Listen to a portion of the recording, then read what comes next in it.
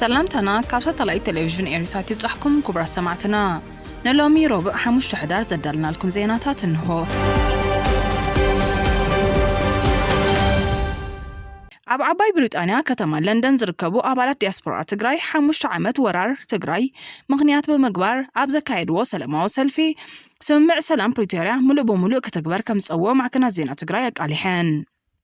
እቶም ሰልፈኛታት ኣብ ትግራይ ፍትሕን ተሓታትነትን ክነግስ ዝተጎብጠ መሬት ትግራይ ክምለስን ንትግራይ ወሪሮም ዝሓዙ ሓይልታት ክስሕቡን ድምፆም ኣስሚዖም ብተወሳኺ መሰረት እቲ ስምምዕ ዝተመዛበሉ ተጋሩን ስደተኛታትን ብሰላም ናብ ዓዶም ክምለሱን ሰላሕታዊ ፅንተት ደው ክብልን ፀዊዖም بسنكت كوينات هيوتهم سانو قدايات نمزكار سنة سرعات مبره طواف زكايدوتهم سلفنياتات تستفدت أمت انتات نخيد القام محبر سب عالم بعتوب كسر حاتيتهم منقس بريطانيان محبر سب عالمن سب سلطان إثيوبيان وعل بريتوريا كتكبرو تعطيخ قبرون عتحساسيبهم عدالو تتمدب بقدام عب تقراي نباري سلامن فتحن كساب زرقاقز مقس قاسم كم زقوتسلو عرقاقيتهم ኣብ ኢትዮጵያ ካብ ዝሰርሓሉ ቦታ ብ28 ጥቅምቲ ዝተጨወየ ኬንያዊ እቶም ጨወይቲ ዝሓተትዎ 2.5 ሚልዮን ሺሊንግ ኬንያን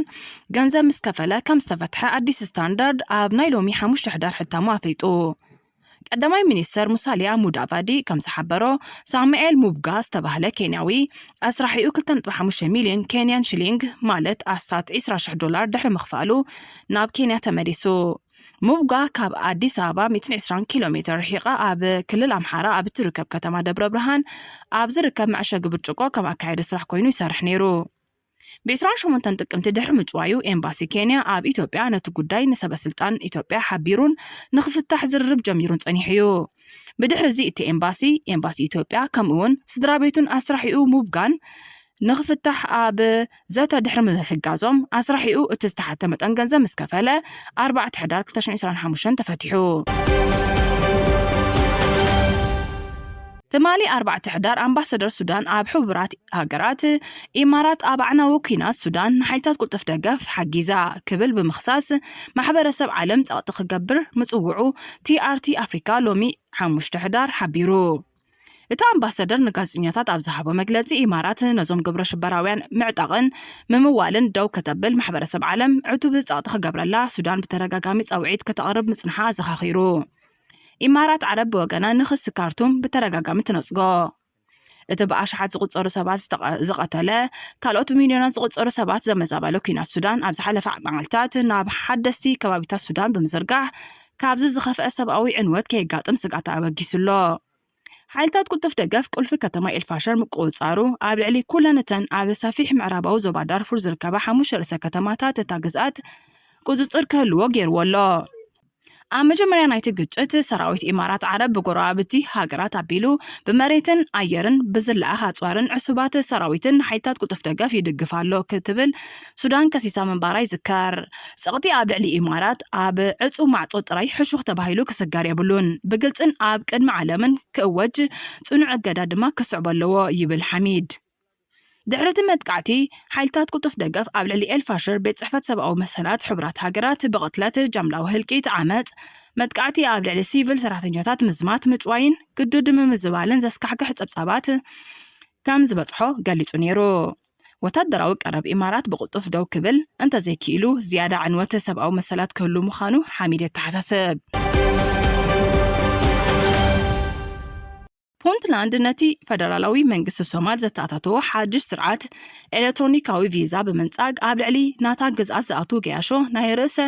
ناي جزاء رسا سرعتا كفافلا فيزا بمتقطاو تخفل كمزلا مربب حابريتا سومالي جارديان تمالي 4 حدار زرقحو صبصابا ملكتو سومالاويت غازيتينيا BBC فوسا هانشي حقاوي ناي فدرال فيزا اكوان تحازت سبسلطان بونتلاند نت منقسي فدرال زتعاطو فيزا افلطو سلازي هابو ام معرفو نفرتي بوساسو مس علبت فيزا بونتلاند $60 كتكفل كم استجددت قليصا እዚ ስጉምቲ ተጓዓዝቲ ክልተ ግዜ ክኸፍሉ ዘገድድን ንስልጣን መንግስቲ ፌደራል እውን ዝፈታተኑን ኮይኑ ኣብ መንጎ ፑንትላንድን መቃዲሾን ንዓበየ ዝኸይ ዘሎ ምምሕዳራዊ ምፍልላይ ከም ዘጉልሕ ተዓዘብቲ ይገልጹ ኣብታን ፈደራላዊ ስርዓት ቪዛ ኣፍልጦ ዘይትህብ ሶማሊላንድ እውን ድሮ ተመሳሳሊ ኩነታት ይግለጽ ኣሎ። ሶማሊላንድ ኣህጉራውያን መገዲ ኣየራት ነቲ ብመቃዲሾ ዝተዋህበ ቪዛ ሸለል ክብሉ መምርሒ ብምሃብ ነዚ ዘይእዘዙ ድማ ኣብ ግዝኣታ ከይንቀሳቀሱ ወይ ድማ ክሊ ኣየራ ካብ ምጥቃም ክኽልከሉ ከም ዝኽእሉ ኣጠንቂቓላ። ከም ውጽኢቱ ድማ ከም መገዲ ኣየር ኢትዮጵያን ፍላይ ዱባይን ዝኣመሰላ መገዲ ኣየራት ናብ ሶማሊላንድ ንዝግበር በረራታት ፈደራላዊ ቪዛ ምሕታት ደው ኣቢለን ኣለዋ። እዚ ስጉምቲ እዚ ድማ ካብቲ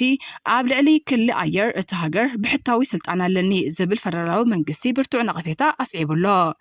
ፈደራላዊ መንግስቲ ሶማል ንመምርሒታታ ዝጥሕሱ መገዲ ኣየራት ብመሰረት ሃገራውን ኣህጉራውን ሕጊ ኣቪዬሽን መቕጻዕቲ ከጋጥሞም ከም ዝኽእሉን ኣፍሊጡሎ። እቲ ተፈጢሩ ዘሎ ምትፍናናት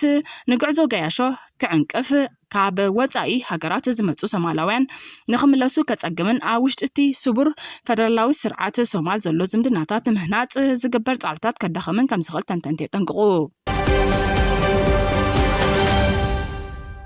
ኢራን ንልዕሊ 3 ዓመት ብናይ ስለያ ክሲ ኣሲራቶም ዝጸንሐት ክልተ ዜጋታት ፈረንሳ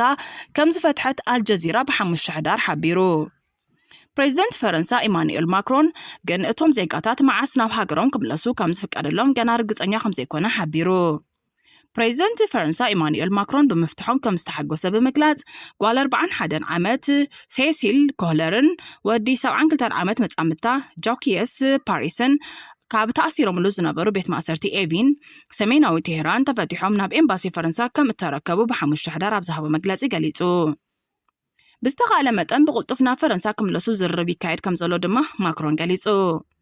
እዞም ክልተ ዜጋታት ፈረንሳ ኣብ ግንቦት 2022 ናብ ኢራን ዑደት ኣብ ዝገብሩሉ እዋን እዮም ተታሒዞም።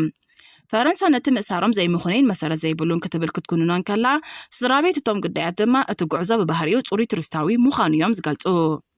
ኣፈኛ ሚኒስትሪ ጉዳያት ወጻኢ ኢራን እስማኤል ባጋይ ብሓላፊ እቲ ጉዳይ ብዋሕስ ብቅድሚ ኩነት ምፍታሕ ከም ዘይፍቀደሎምን ክሳብ ዝቕጽል መድረኽ ፍርዳዊ መስርዕ ኣብ ትሕቲ ምክትታል ከኣትዉ ምዃኖምን ገሊጹ። ሚኒስትር ጉዳያት ወጻኢ ፈረንሳ ዣን ኖኤል ባሮት ንፍራንስ 24 ቲቪ ኣብ ዝሃቦ ሓበሬታ ኣብ መንበሪ ኣምባሳደር ፈረንሳ ኣብ ጽቡቕ ኩነታት ከም ዘለዎ ብምግላጽ መዓስ ካብ ኢራን ክወጹ ከም ዝፍቀደሎም ግን ዝርዝር ሓበሬታ ይሃበን። ኣብ ፓሪስ ዝመደበሩ ሓደ ሕጋዊ ጉጅለ ማዕከን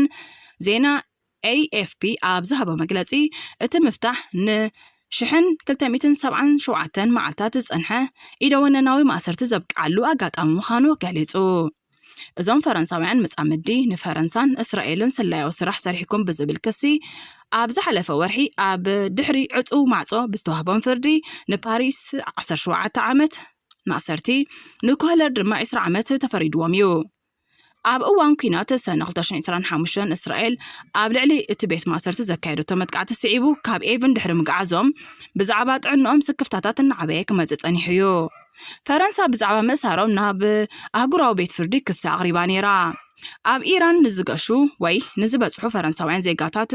ዒላማ ብዝተገበረ ፖሊሲ ከም ዝተሓዙ ከዓ ክትገልጽ ጸኒሓ እያ። ኣብ ወርሒ መስከረም 2025 ግን ኣህጉራዊ ቤት ፍርዲ ብፍቓድ ፈረንሳ እቲ ጉዳይ ሃንደበት ምቁራጹ ንኽፍታሕ ኣብ መንጎ ክልቲአን ሃገራት ዕፁው ዝርርብ ይካየድ ከም ዘሎ ግምታት ኣስዒቡ ጸኒሑ እዩ።